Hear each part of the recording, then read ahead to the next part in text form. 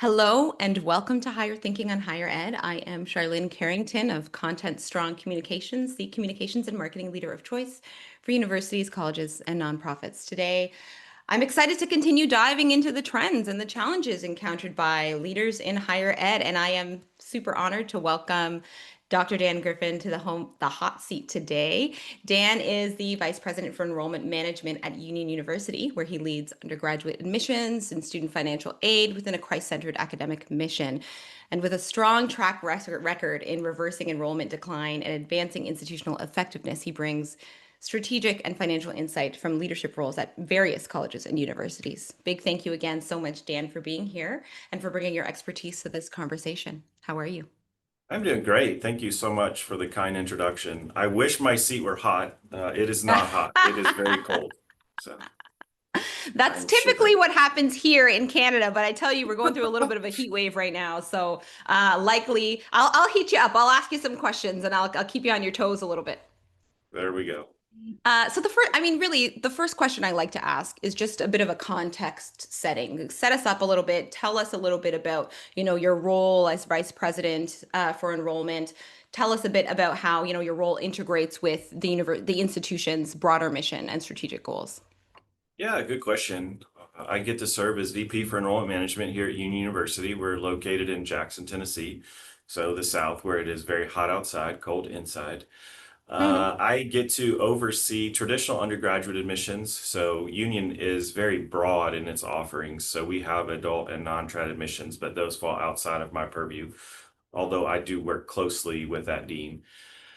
I also have responsibilities for traditional and non-traditional financial aid. And so all things financial aid, all things that were in the big, beautiful bill, all of those things fall under my purview as well. And so my time is really divided between traditional undergraduate enrollment, marketing, those types of duties, and the financial aid office here at Union University.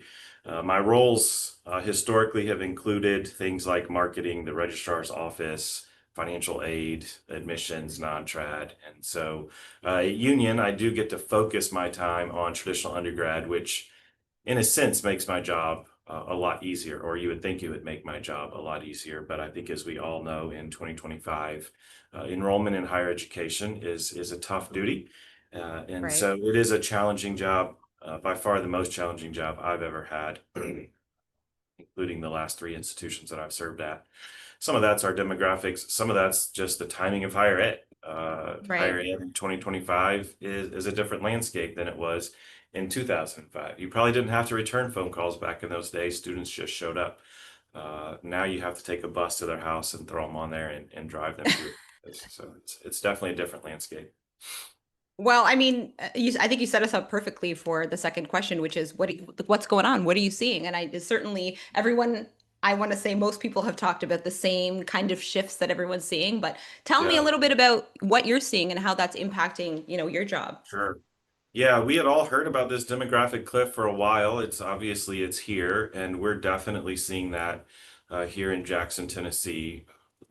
We're up against it this year for sure.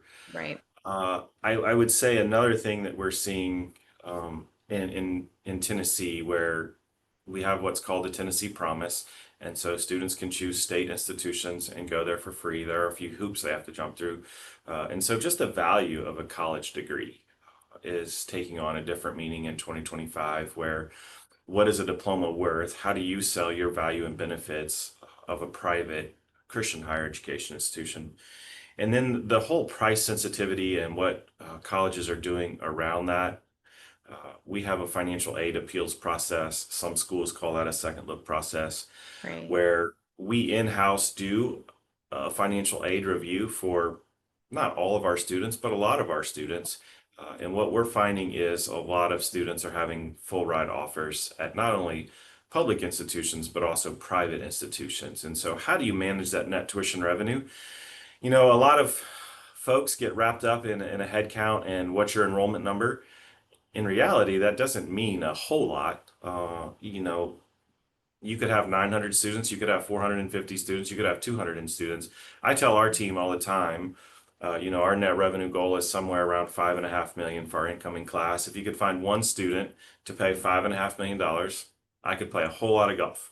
Obviously, that's not the case, and so you have to. It's a balancing act. It's a juggling act. How do you find that right mix of students, and then throw in your academic profile? You know, the academic profile at Union University is very sound.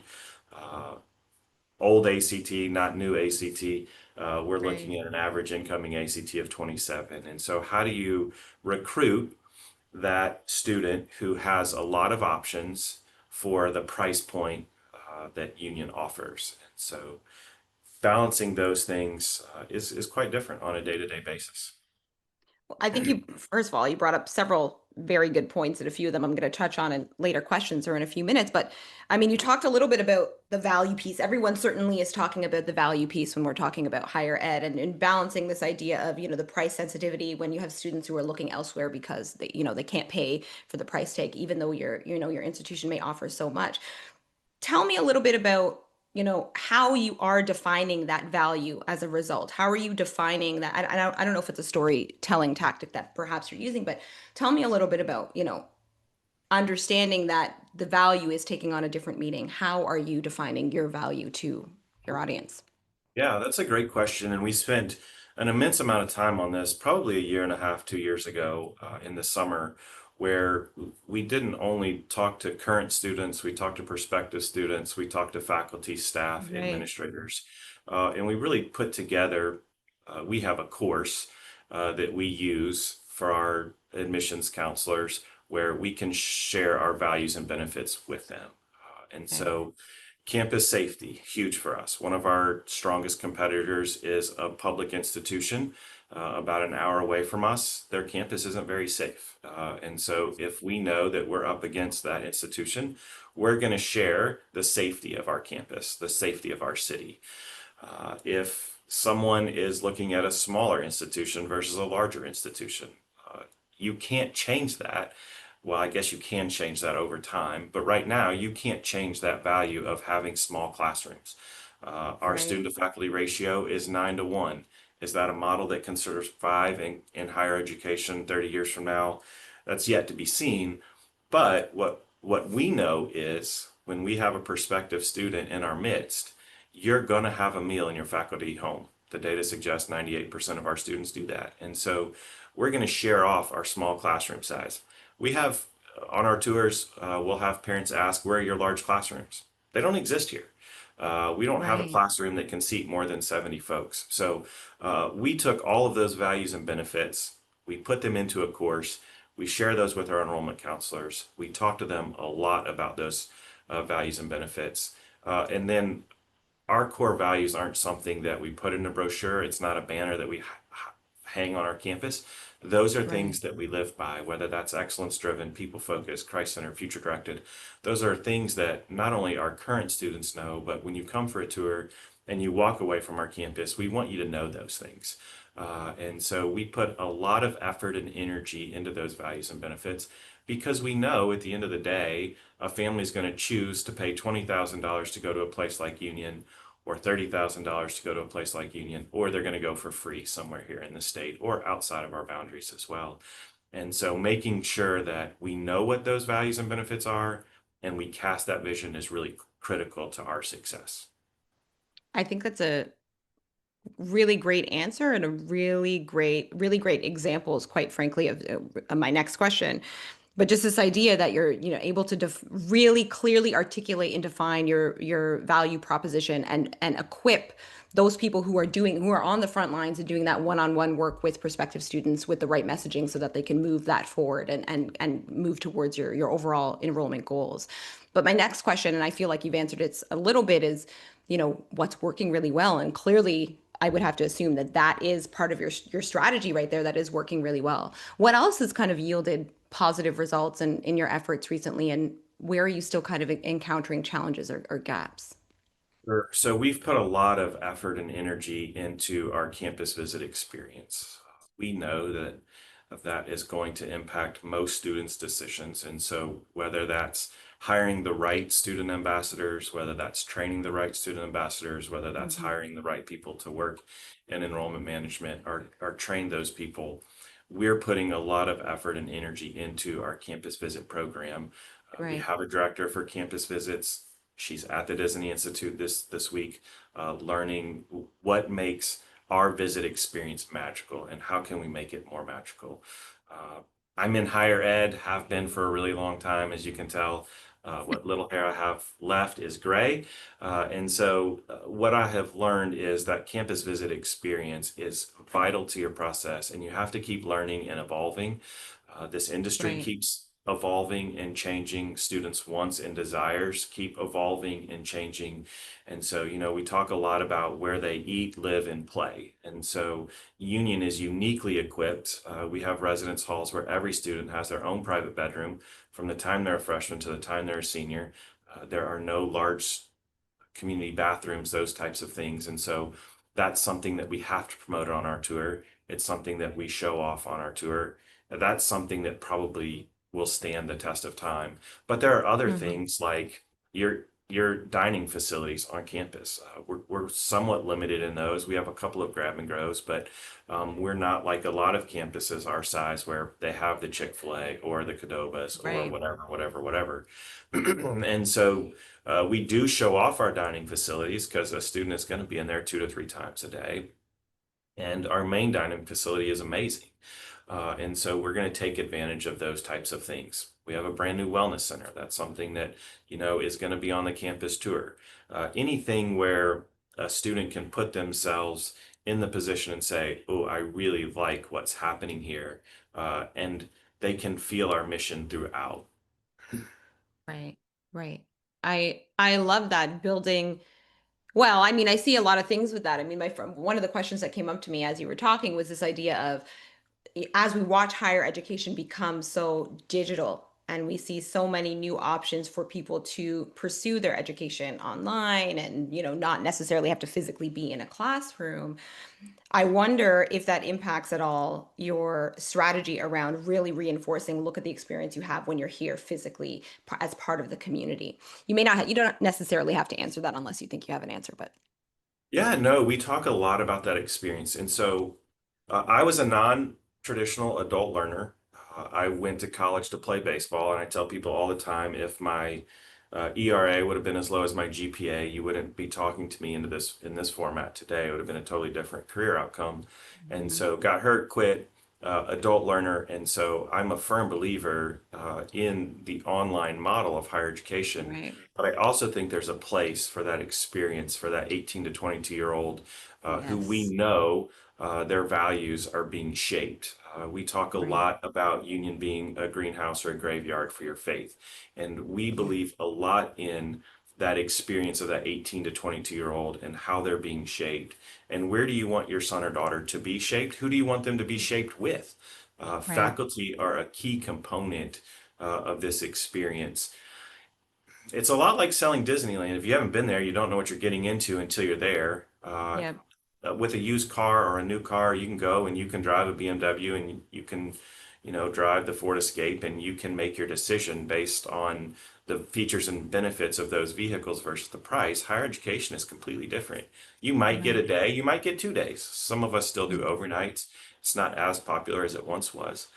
You don't have 2 weeks to come and experience a union experience and figure out if that's something that you want to invest your resources in. And so Right. we're still a firm believer that that's the best way to carry out our mission. And we're very committed to the traditional learner. Now, that being said, obviously, we have adult and non-trad programs throughout our university that are serving that population. And those things are really important. That's a broader conversation for another individual at our university. I get to focus my attention on that traditional experience. That's a good answer. Uh, what's not working? So you told us a little bit about what's working. What's still a bit of a challenge for you? Yeah, the financial aid leveraging is still a thorn in our side. It is really difficult to compete in a market where everybody wants it for free or Right. next to free. And so, federal and state resources haven't changed in the last probably 20 years. I don't know the last time Pell Grant took an increase, but it's been a while, and if it was very small. And so the our costs continue to increase. Our energy costs go up. You know, faculty and staff's cost outside of here, inflation goes up. And so it's important for us to make sure that we're capturing enough net tuition revenue to make sure that we can keep our lights on. And so Right. those things are really difficult. It's a huge challenge in higher education. And it's something that we definitely, I don't know that we struggle with it, but we're committed to making sure that the net revenue is moving forward and we're not just in this numbers game and getting caught up into 300, 400, 500. I once had a president say, I want 300 students. And I said, okay, that's great. How much net revenue do you need? I don't care. I want 300 students. And this went on for 15 to 20 minutes. And I said, well, I can get you 300 students by the end of the day. Like, this is not a hard job to get a Right. number, but it's a really difficult job to get the financial resources to make your institution thrive. And so we Right. see this all the time in higher ed. You know, there's a new school. It feels like every week. I'm sure it's not, but it feels that way. They're having to close their doors because of Yep. financial management. And so those things are really critical for the success of your university, not only in 2025, but Union's been around since 1823. And so how do we Hmm. make sure that we're around in 2225? Right. And so when you're sitting around a boardroom or sitting around an executive conference room table, you're constantly thinking about how can you put this university in a financial position to exist 10 years from now, 100 years from now, Lord willing, 200 years from now. I think you've touched on so many really interesting points there, but the one that in particular comes to mind, I think because you've mentioned it a few times, is this idea of what you're actually tracking and what you're measuring. Because it's not just, oh, I can bring in 300 students, as you rightfully said. You're looking at a broader set of metrics, I have to assume. Tell me a little bit about that. What are you really Yeah. focusing on assessing? Yeah, great question. So KPIs are huge for us. And so every enrollment counselor, and so I'm just going to focus on my team. Obviously, the university has KPIs as well, but my team has KPIs. Um, Man, I should have brought the name of the book. I don't remember the name of the book off the top of my mind. Maybe Okay. we can Google it afterwards. But there was some research done on strategic initiatives, and the more strategic initiatives that you have, the fewer of them get done. And it was Right.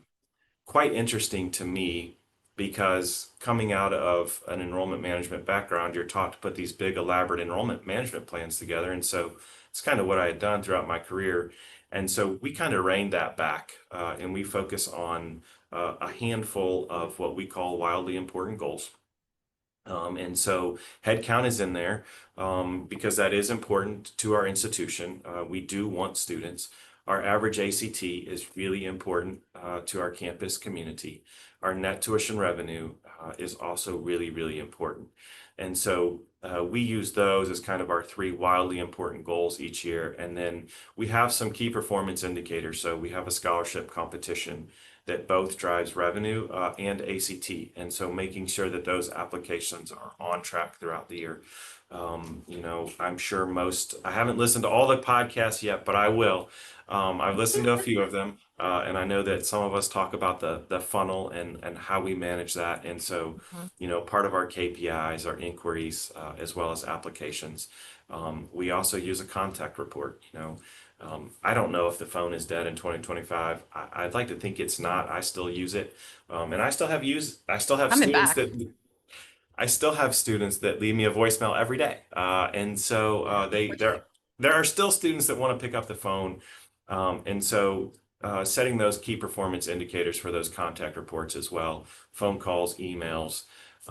We use it's it's kind of like a Facebook for higher ed. Um, Right. And so, you know, I was skeptical of the product because I was like, why are they going to pick up another social media site just for Right. Union? That seems out of the ordinary, but we've had some really good success with it. And so, how many contacts are you having out there? And so, all of those KPIs really play into making sure that I can hold myself accountable as well as hold my team accountable.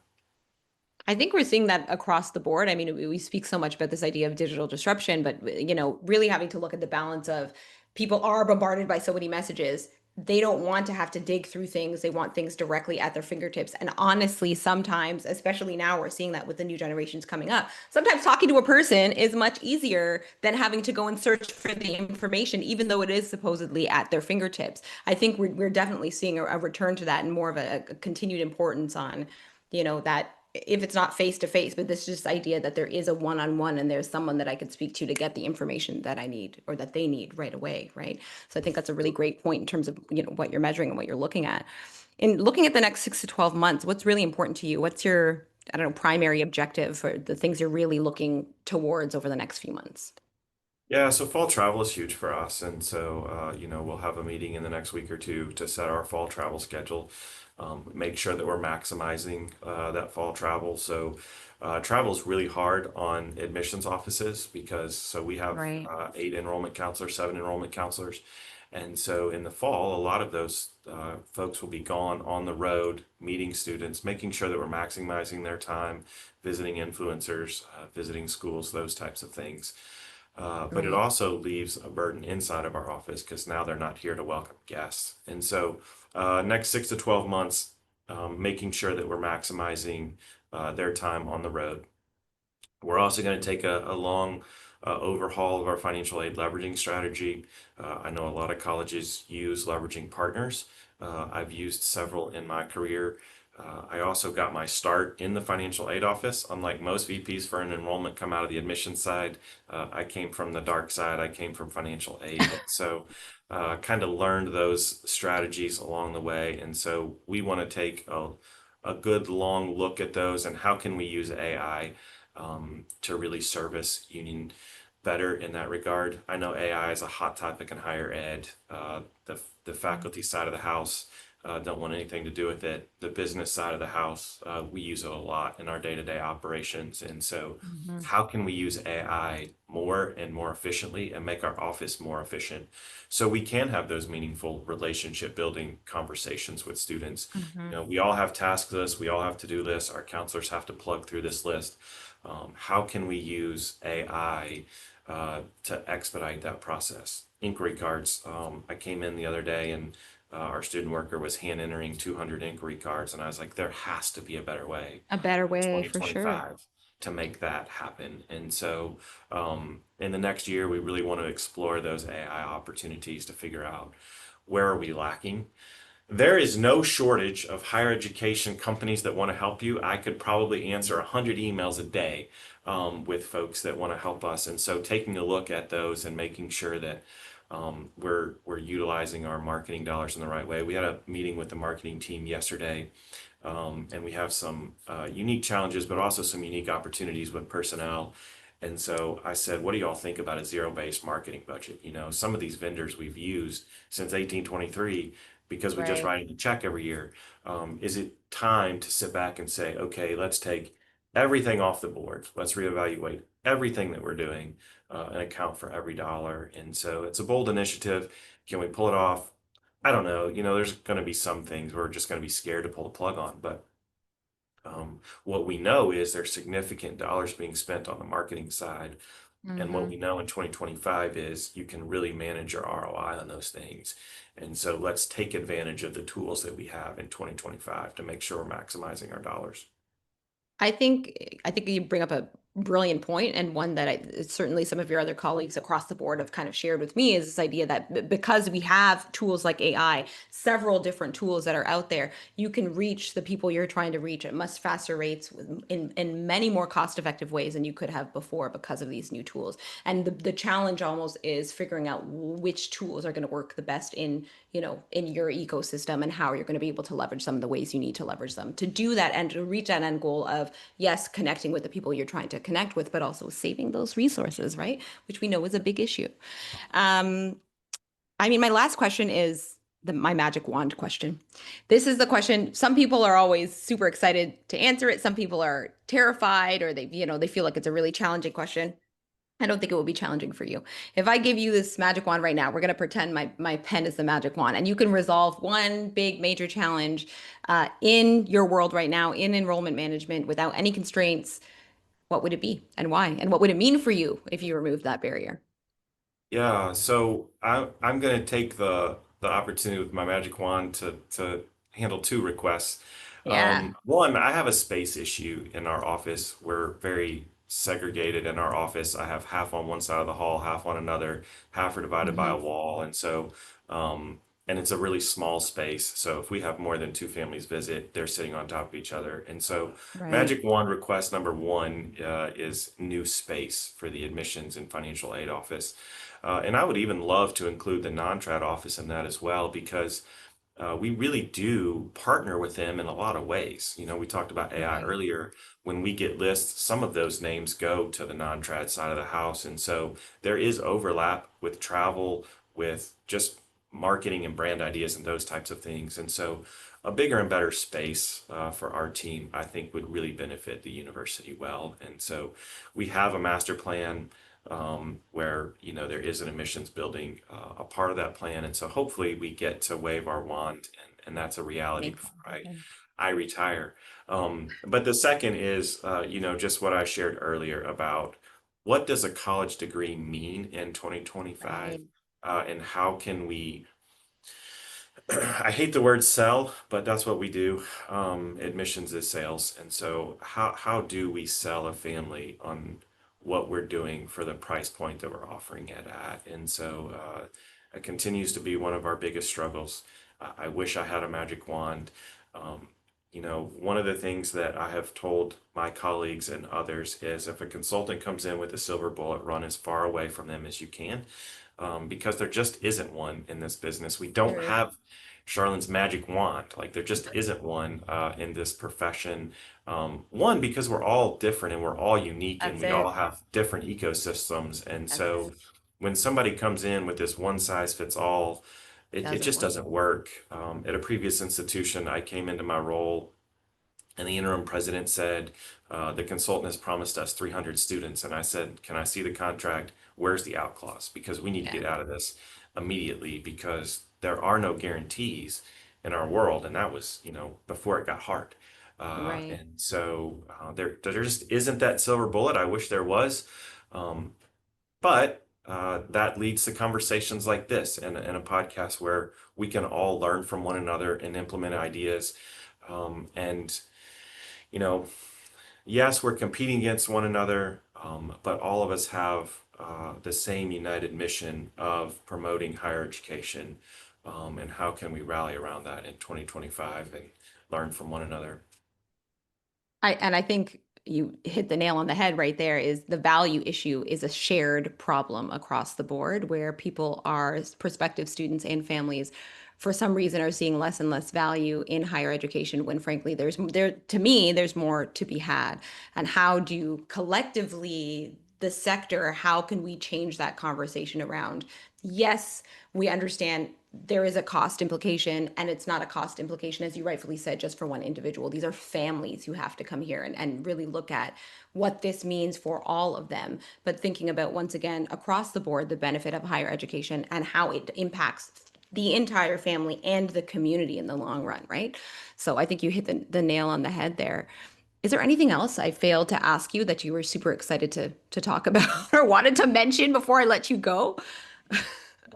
You did a really good job of sending us, some potential talking points, and so try to do my homework to the best of my ability. I think with all of your guests, I think some of it's just in our DNA and it's who we are, and so we'd love to talk about what we do, and we love to talk about our profession, and we love.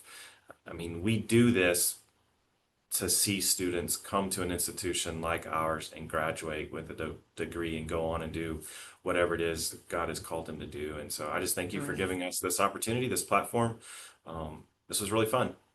Thank you for so much for sharing your time and your experience. I can't thank you enough. You have such a wonderful perspective. It's definitely, I don't know, provided some thinking areas for me. Ideally, it sparked some ideas and affirmed other people's experiences as well, and maybe helped people see, a challenge in a new light. For everyone else out there, listeners, watchers, if you're a leader in higher ed, communications, marketing, enrollment, admissions, fundraising, whatever, and you want to contribute to this conversation, we want to hear from you, because the conversation, as you rightfully said, it's more than just talk. We really are trying to kind of work together and create a shared roadmap for all of us. So let's get to work. Thanks so much again.